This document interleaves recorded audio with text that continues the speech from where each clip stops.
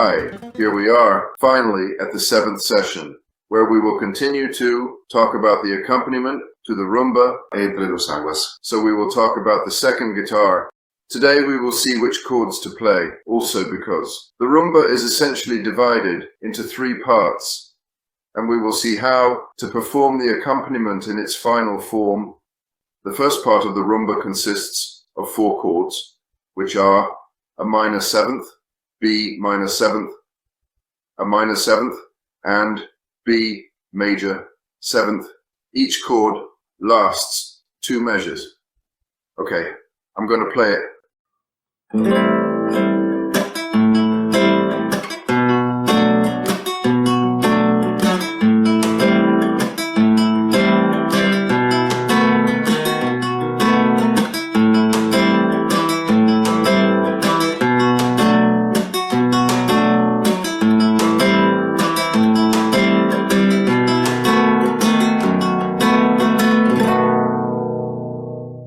Naturally, these chords can also be played in other positions, for example, in this way,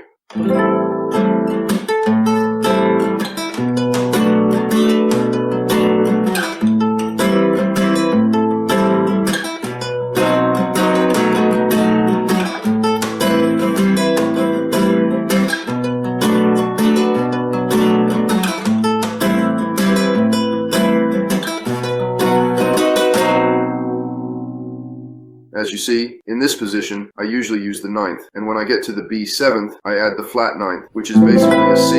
To explain further, this method helps in creating a richer harmonic texture, providing depth and complexity to the music. It's much more flamenco this way. In terms of execution, I personally do it this way because I like it much more. It's very elegant. Basically, I hit the 5th string with my thumb, and then do everything else with my index finger, and I always give the famous upbeat accent with my thumb.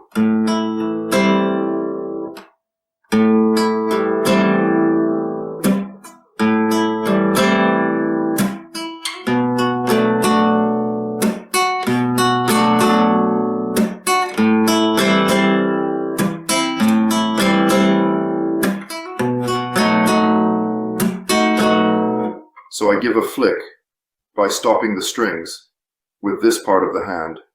I rest it and give the flick. The trigger finger this way. I also achieve a kind of percussion. Okay, try to do it again.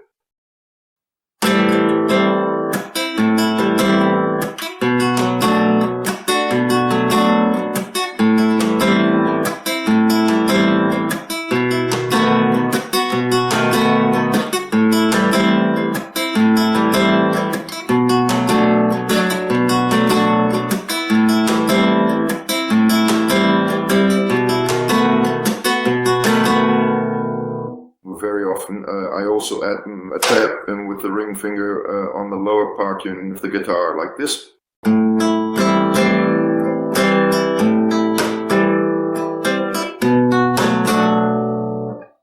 Practically, I give blows simultaneously with my thumb. Like this, I go down with my thumb and close my ring finger towards the inside of my hand and give a blow.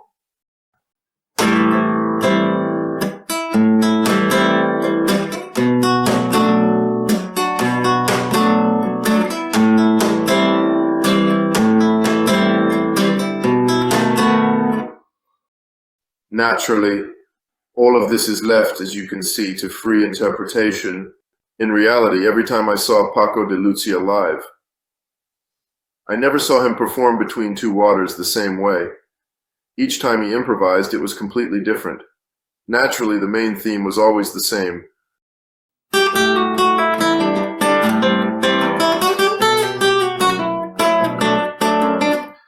However, it must be said that once the main theme was performed, in the end it was all improvisation. Let's move on to the second part, where the chords are E minor, D major, C major, and B7th.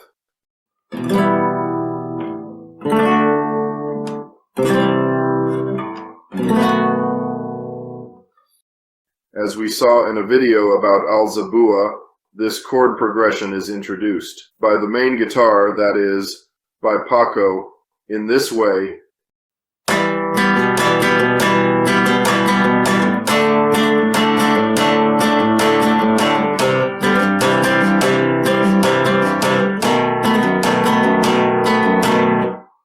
And sometimes he did it using other positions as well. For example, here.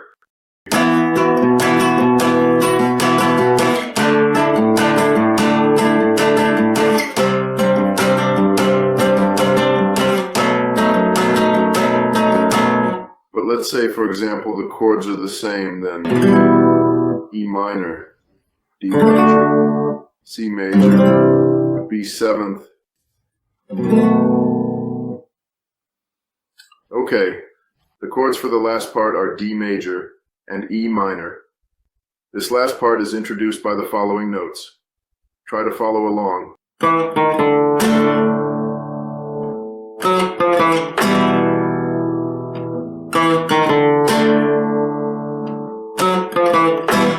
After that, the chords are played with the same rumba rhythm.